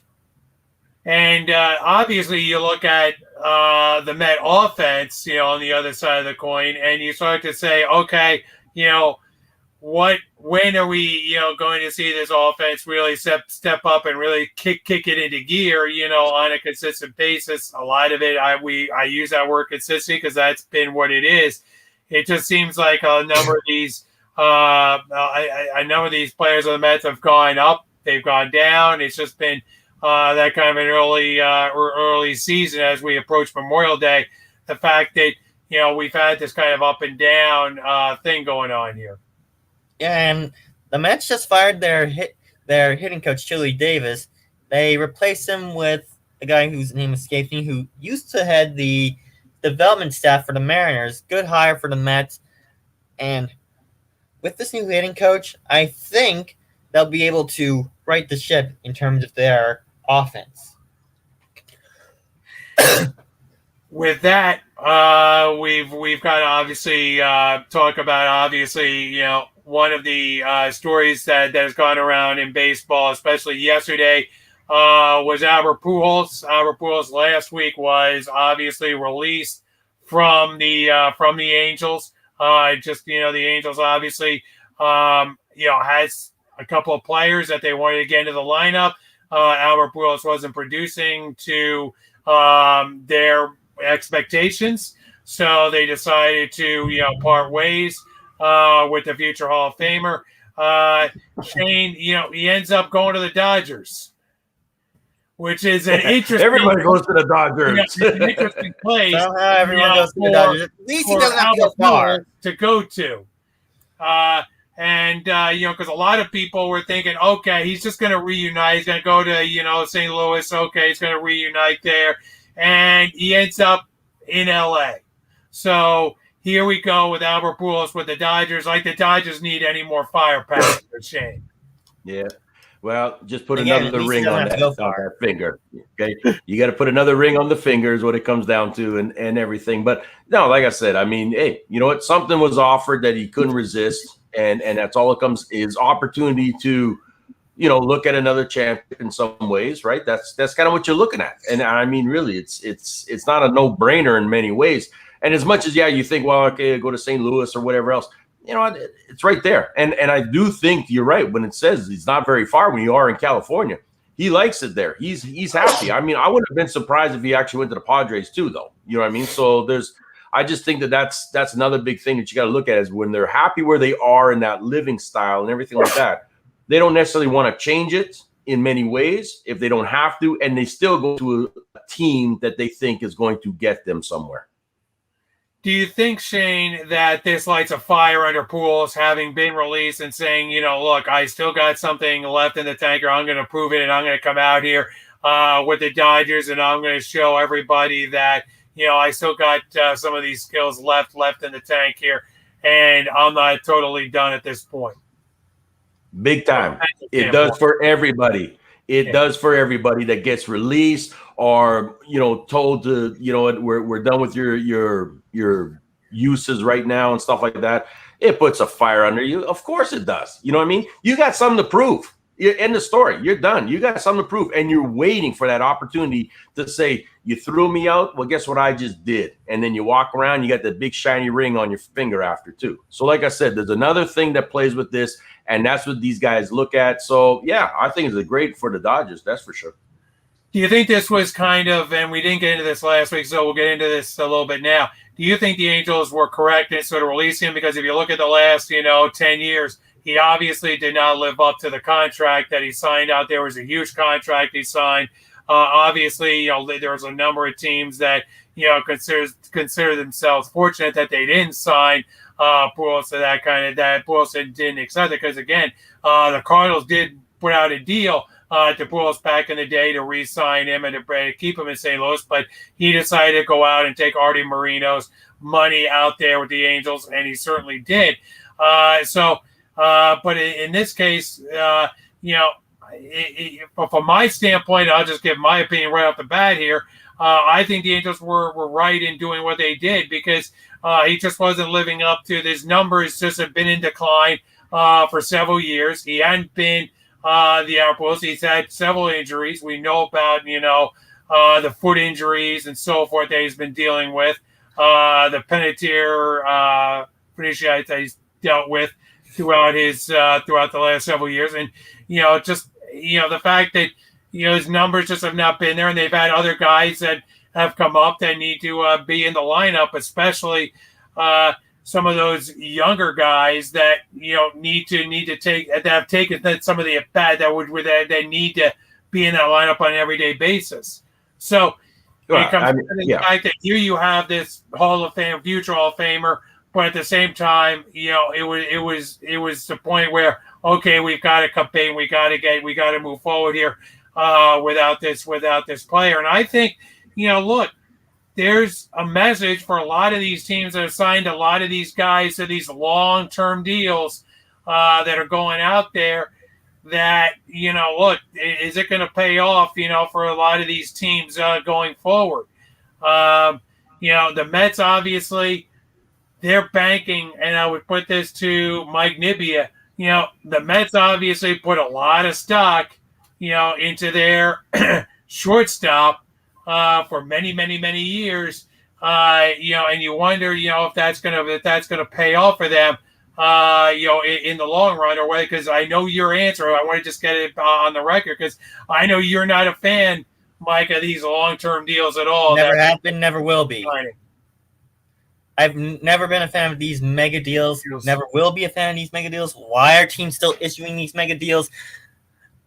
It's all about the front end of these mega deals where the players perform.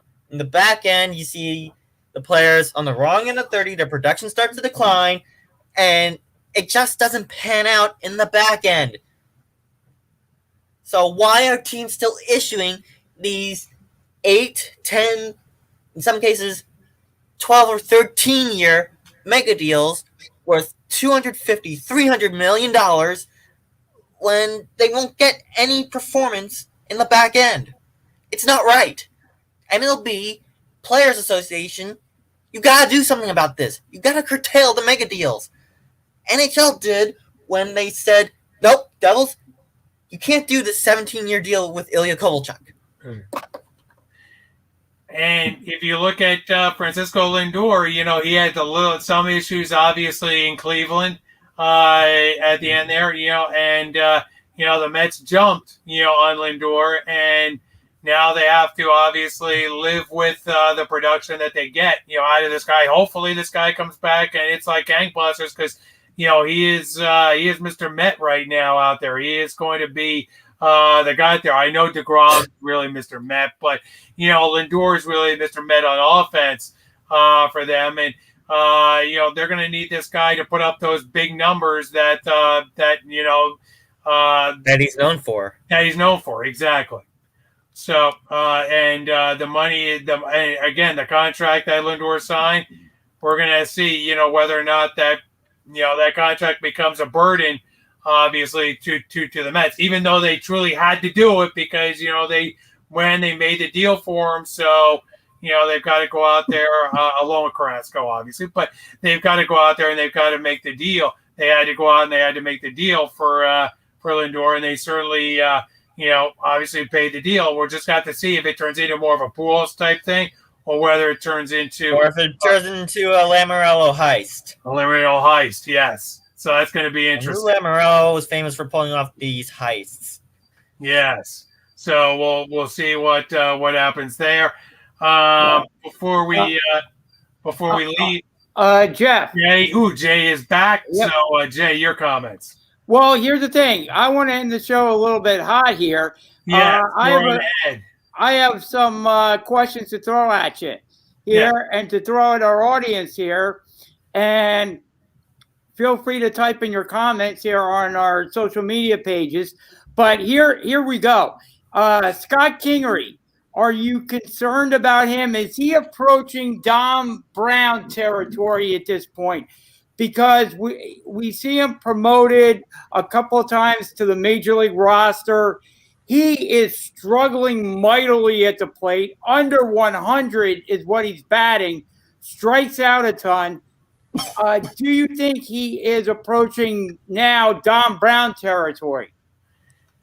Well, I don't think he's that right now. I think he's kind of lost at the plate. And I think I don't think he's made adjustments.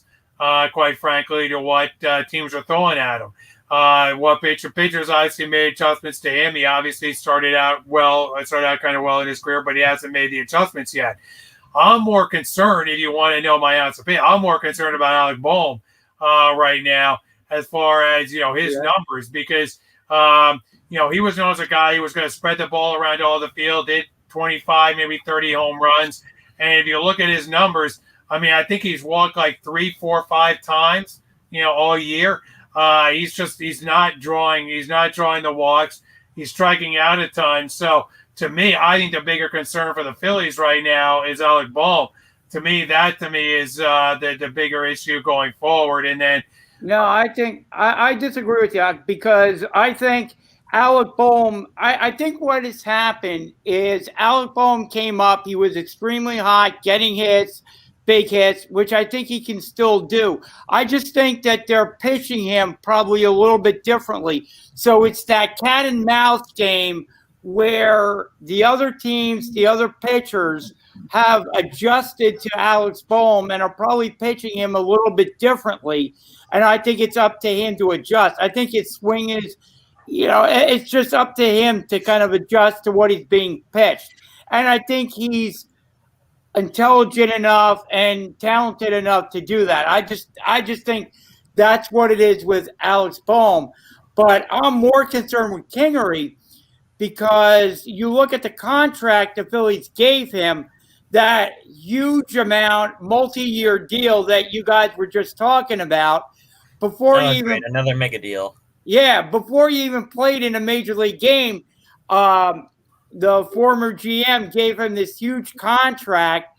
Everybody was all hyped about Scott Kingery, that he can play multiple positions, but he was going to be this second baseman of the future, and that contract is now turning out to be an albatross on the Phillies because even if they wanted to move Kingery, because they have Nick Maton who's come up and has started hitting well, they can't move him because who's going to trade for a hitter hitting under 100 who's striking out a ton, who's basically a defensive guy?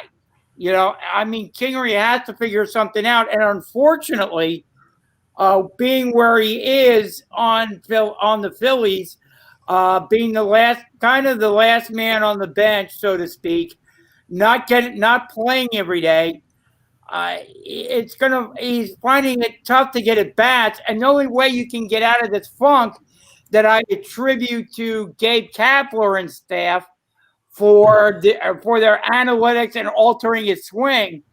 The only way you can do that Of course, you blame the previous regime. Yes, of course. Well, I mean, you look at the first baseman on the Phillies, and they altered his swing as well. It was like, okay, you got to hit home runs, you got to have that uppercut swing.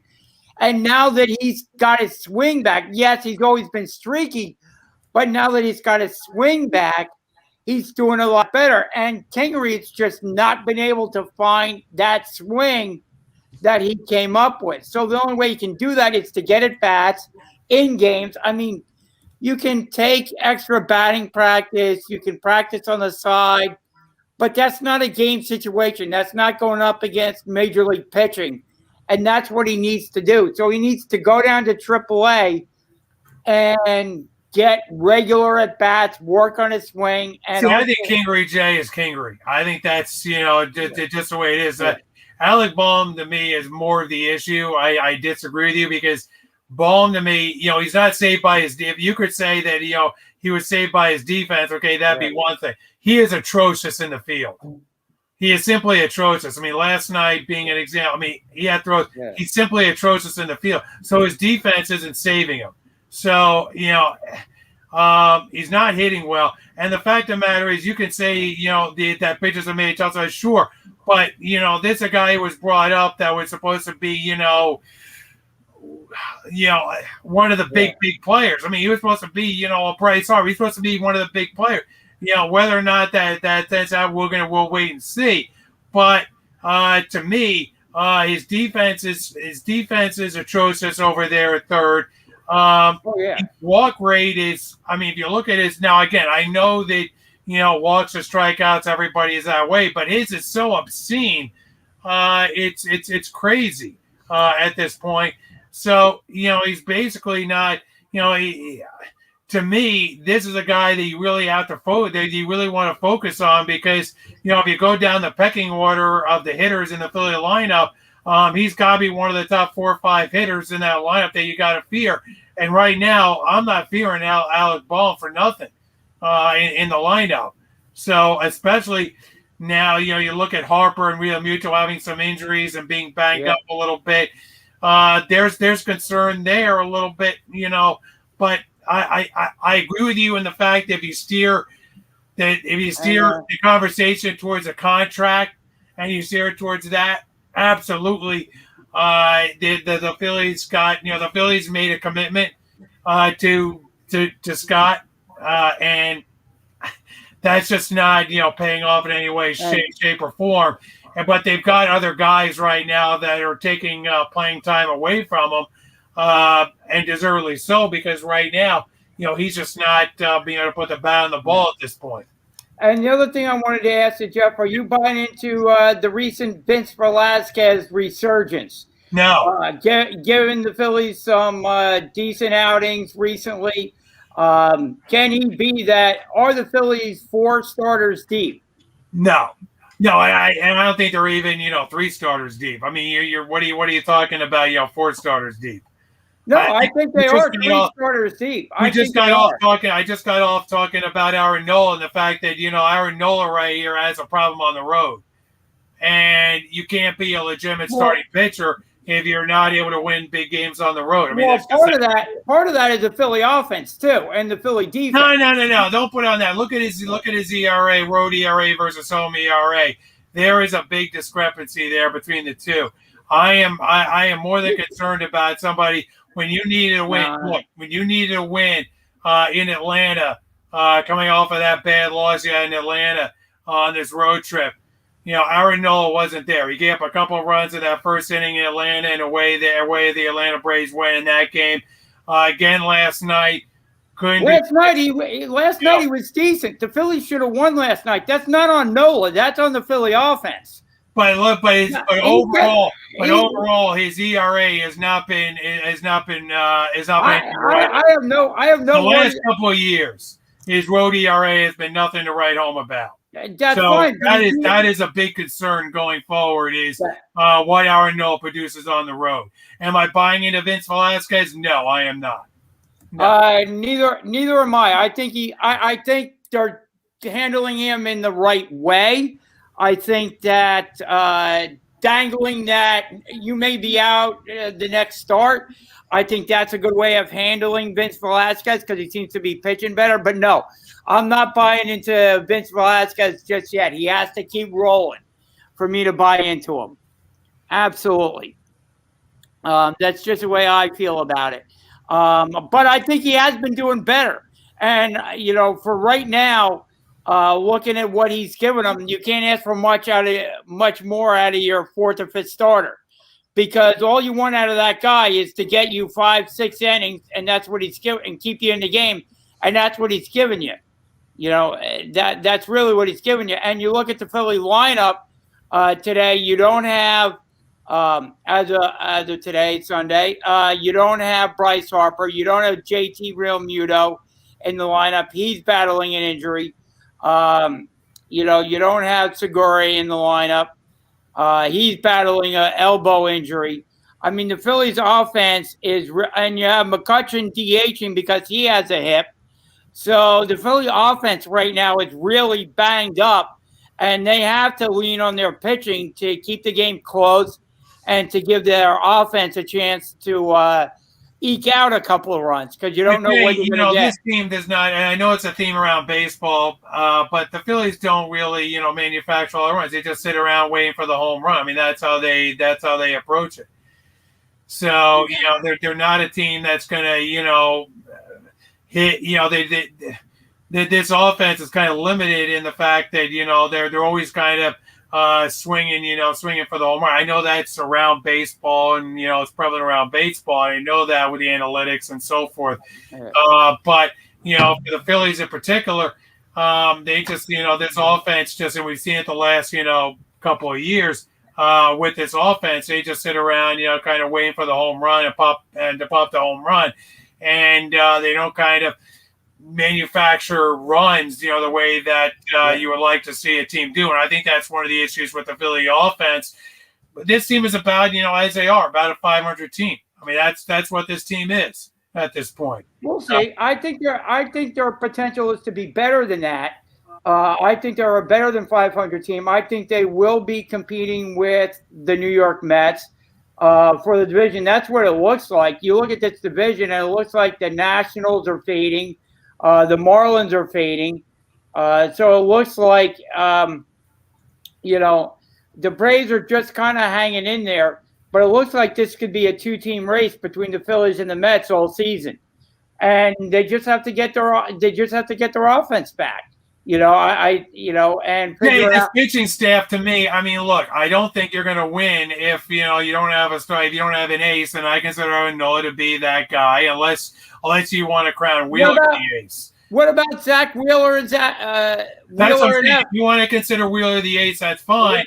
But to me, I think you got to have Aaron Nola pitching better on the road. I mean, that's the problem. Is the Phillies are not He kept them in the game yesterday. The Phillies are not. The Phillies are not a very good road team. That's one of the problems for the Phillies. But that's not on Aaron. That's not necessarily on Aaron Nola. No, but it's one of the issues that the Phillies have is the fact that Aaron Nola's record and Aaron Nola's ERA and so forth. He has not been that competitive on the road. He was yesterday. He was yesterday. Fine, he was yesterday, but look at his track record through the last year or two. I don't care about one game. Look at the fact of his track record the last few years and what his ERA has been on the road the last couple of years. You got to be able to win on the road. You got to be able to do it. and he hasn't been able to do that. You can't just be a team that wins at home. I grant you that, but that's not that's all Philly pitchers, Jeff. That's the Phillies' record. The team has not won on the road, not necessarily just one pitcher. The team, but Aaron Nola is symbolic of that in the fact that he goes out there. Okay, well, Can you tell me that wasn't a big game going out for Aaron Nola in Atlanta on this road trip, coming off of that bad loss in 10 innings and trying to nail down a win? Can you honestly tell me with a straight face that wasn't a big game? How many? You tell me how many. In the first, they got what, 3 or 4 runs in the first inning? How many runs did they score in the game? How many runs did I don't care. You put them right there, put them in a hole right out the bat. You don't care. Wait a minute. McCutchen in that game, correct me if I'm wrong, Jay, but McCutchen in that game hit a leadoff home run, if I'm not mistaken, on that Sunday night. And that was McCutchen home run, and then Nola gave it all back. And that was it. Was it not? That was it. But did McCutchen give Nola a lead in the game? In the top of the first inning, did McCutchen hit a leadoff home run? And I ask you this: how many games do you see ending 1-0? I don't care if it's 1-0. You go out there and you're asking Aaron Nola. You're asking Aaron Nola. 3 or 4 runs, Orlando, right there in the bottom of the first. Give it all back. You're asking Aaron Nola to give up 0 runs to win that game. I'm asking him to give up maybe 2. If you're an ace, if you're somebody and you're coming off of that game on that Saturday night, you go out there and it's a good game. What's a quality start, Jeff? 3 runs or less. 3 runs. Exactly. 3 runs or less in 6 innings.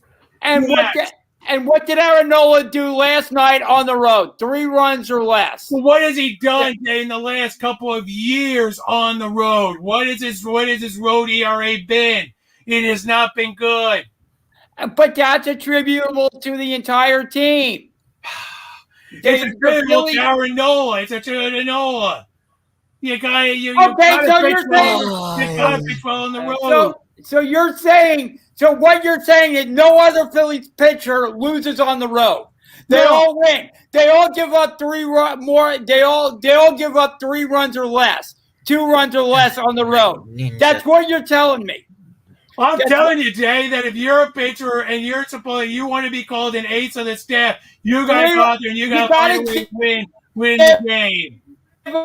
You got to put together a string of quality starts. You got to put together, Jay, a string of quality starts on the road, and Aaron Nola's not doing it. I don't think Aaron Nola's not the problem. That's all I'm saying. Well, you don't think Aaron Nola's a problem? You don't think Alex Boehm's a problem? You think that the problem is the guy who's sitting there at the end of the bench. That's what you think the problem is. I will say right now. The bench player sitting at the end of the bench is the biggest problem for the Phillies, and not like Aaron Nola. Jeff, listen to me. I will say that right now Alex Boehm is in a slump. He's not hitting, but I have confidence that the hitting coach will get him out of the slump. I do not have the same confidence in Scott Kingery. That's what I'm saying. Scott Kingery can at least play defense. Alex Boehm struggles there. I give you that. So when Alex Boehm is not hitting, everything comes to the forefront with Alex Boehm. I will say that. But right now, with Harper out, Realmuto out, Segura out hurting, that's a problem because now you got to start, I will say Knapp has done relatively well, but you got to start playing more of these bench guys and you're going to be seeing more Kingery. Who knows if that's going to help them? But right now, the Phillies are in a bad way offensively and they're not a very good defensive team. Their defensive lapses can come to the forefront as well. And you're running this team as a playoff team? No, I'm about ready to call Homer alert right now. Yes, because if the team hits, they can win. I am seriously about ready to call Homer alert on both Jay and Jeff. I'm not. Hold on. I'm telling you like right now. I'm about to lose it. Go ahead, Mike. No. I got in trouble for losing anything my else we cool got on the for the radio. show I don't want to today? get in trouble Anything now. else? Oh, hold on. Anything else we got for the show? Or are we pretty much done? The question is, did you want to talk about the horse race yesterday, Jeff?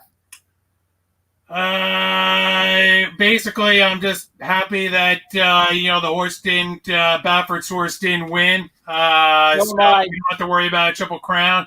So so that's a good thing right there. So Bafford is one of the most controversial owners in all of horse racing.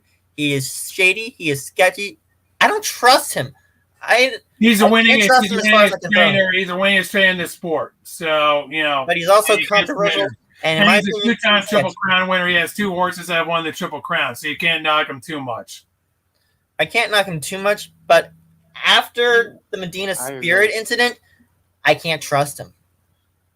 I agree with Mike there. I'm glad that neither of Bafford's horses won yesterday, and another horse did, because I think that would have had Bafford's horse won yesterday. I think that would have added to the controversy, because now you're talking about a horse that is under investigation for illegal drugging, possibly winning the Triple Crown.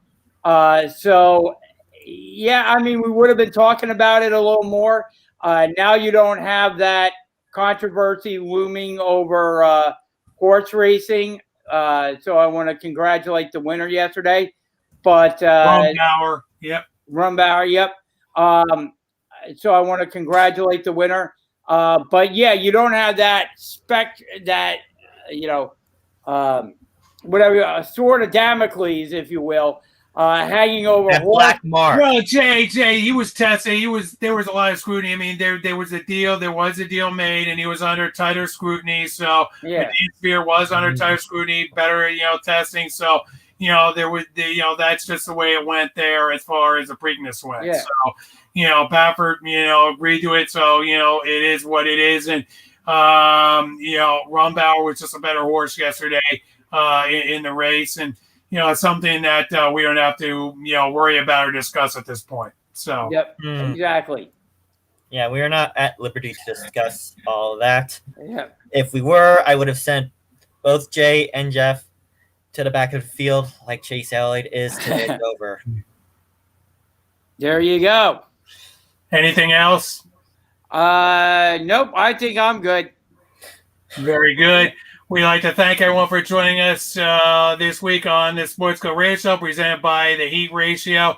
It's been a great show, and we look forward to seeing you guys back here next week at 11 a.m. Have a great week, everybody. We'll try to do better next week, y'all, you knuckleheads. Yep. Yeah. Good night, Canada.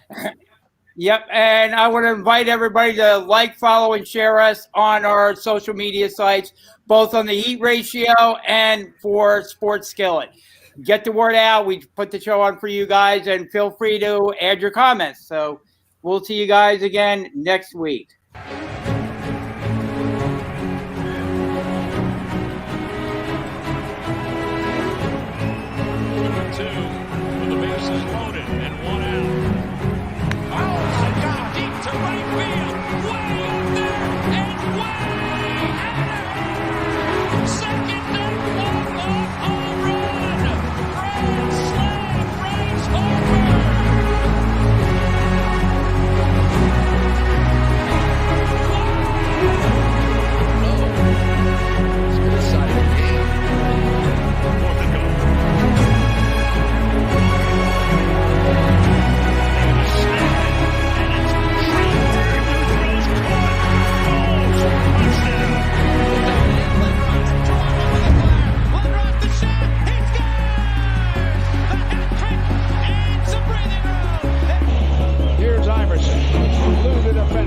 Stays right where Allen wants to go. Wants the baseline.